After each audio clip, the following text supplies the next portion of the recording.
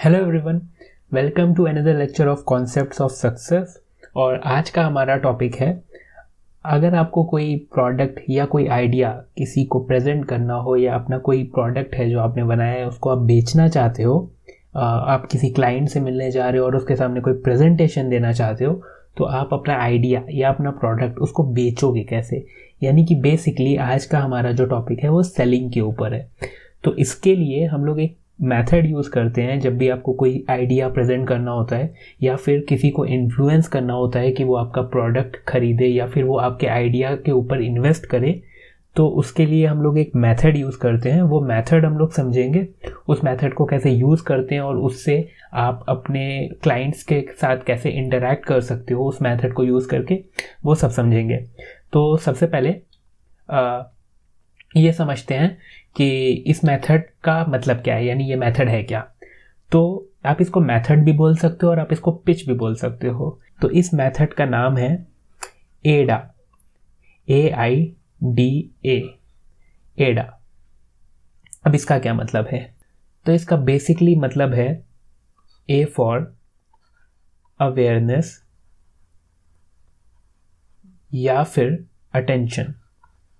तो अवेयरनेस और अटेंशन से क्या मतलब है?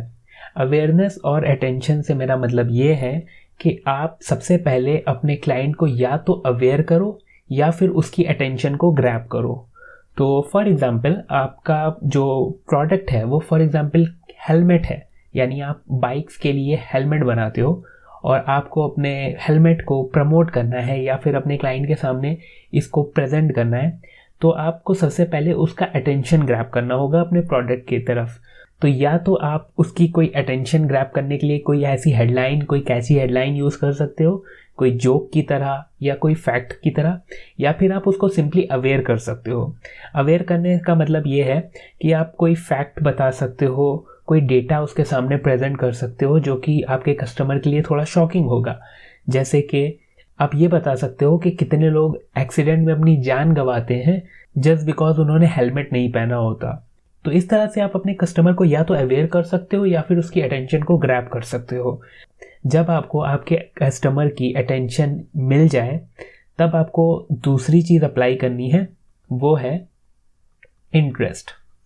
अब ये इंटरेस्ट क्या है? तो इंटरेस्ट में बेसिकली दो चीज़ें आती हैं। पहली है पेन या फिर दूसरी है प्लेजर।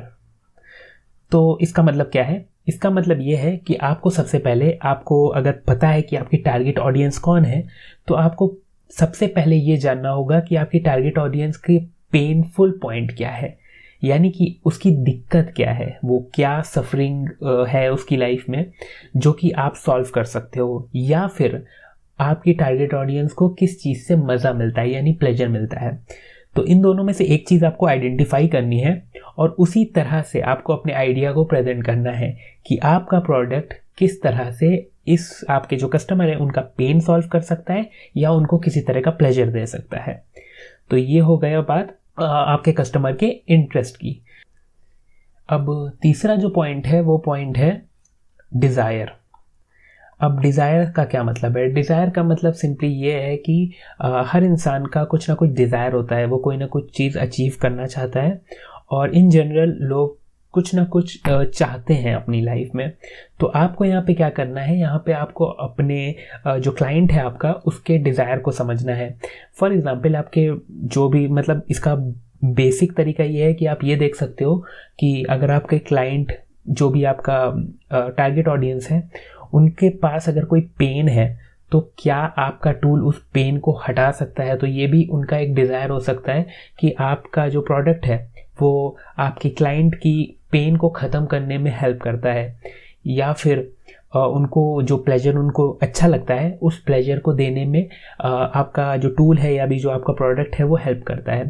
तो फॉर एग्जांपल एक छोटा सा मैं आपको एग्जांपल देता हूँ कि अगर आपका कोई ऐसा प्रोडक्ट है जो कि कोई SEO टूल है, मतलब कि आप लोगों की वेबसाइट को, मतलब ऐसा टूल है जो कि लोगों की वेबसाइट को ऑप्टिमाइज़ करता है, एक तरह से लोगों की वेबसाइट की रैंकिंग पुश करता है, तो फिर आप इसको प्रेजेंट कर सकते हो इस तरह से कि जैसे कि हर क्लाइंट ये चाहता है कि वो अपने कॉम्पिटिटर्स से आगे रहे, तो अगर आपके जो टारगेट ऑडियंस है वो ऐसे लोग हैं जो कि अपनी रैंकिंग, अपनी वेबसाइट की रैंकिंग को ऊपर लाना चाहते हैं, तो उनको आपके प्रोडक्ट की ज़रूरत है, तो आप उन्हें ऐसे प्रेजेंट कर सकते हो कि आपका जो टूल है, अगर वो आपके टूल को यूज़ करते हैं तो उनकी रैंकिंग गूगल के फर्स्ट पेज पर रहेगी। तो ये उनके लिए एक तरह से उनका डिज़ायर हो सकता है कि उनकी वेबसाइट गूगल सर्च में सबसे पहले दिखाई देगी। तो आपको यहाँ पे झूठ नहीं बोलना, आपको यहाँ पे एक्चुअली में अपने प्रोडक्ट को समझना है और उस प्रोडक्ट से रिलेटेड आपको देखना है कि वो आपके क्लाइंट का किस तरह से पेन ख़त्म कर सकती है या उनको किस तरह से प्लेजर दे सकती है। तो ये एक तरह से डिज़ायर हो जाएगा आपके क्लाइंट का। अब जो लास्ट पॉइंट है वो है एक्शन, यानी कि यहाँ पे आपको अपने क्लाइंट को बताना है कि उसको ये डिज़ायर को फुलफ़िल करने के लिए क्या एक्शन लेना पड़ेगा, यानी वो क्या कर सकता है इस चीज़ को, यानी ये जो आपने उसको स्कीम बताई है उसको पूरा करने के लिए। तो यहाँ पे आप सिंपली बोल सकते हो, अगर आपकी सर्विस है कोई तो आप बोल सकते हो कि वो आपको कॉल कर सकते हैं, या फिर आप बोल सकते हो कि आपको अगर उनको ये सर्विस चाहिए तो वो, अगर आपका कुछ ऐसा सब्सक्रिप्शन बेस्ड मॉडल है, यानी आपका प्रोडक्ट ऐसा है कि कोई सब्सक्रिप्शन लेना पड़ेगा उसका, तो आप उनको 30 डे फ्री ट्रायल करके इस तरह से आप उनको एक कॉल टू एक्शन, यानी कि उनको अपने प्रोडक्ट की तरफ बुलाने के लिए एक मेथड बता सकते हो।